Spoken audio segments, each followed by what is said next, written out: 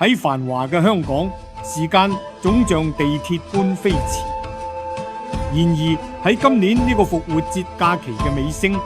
兩個荃灣嘅小朋友卻選擇用最原始嘅方式，雙腳去探望正在辛勞工作嘅媽媽。佢哋孭住背囊水壺，沿住公路向東而行。途經嘅每一座工業大廈，每一個巴士站，都成咗佢哋嘅里程碑。呢個唔係一次普通嘅步行，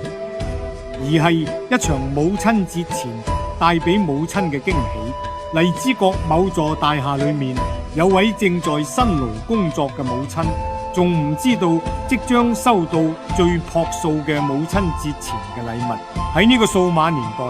兩個小身影固執咁穿越6個地鐵站嘅距離，人們不禁要問，究竟係乜嘢力量讓呢代喺屏幕前長大嘅孩子願意用2小時嘅跋涉去換取母親5分鐘嘅驚喜笑容？今日尋找媽媽的故事，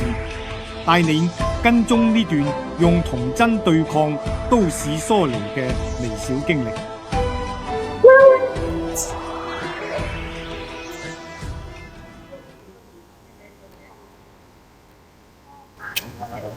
行過嚟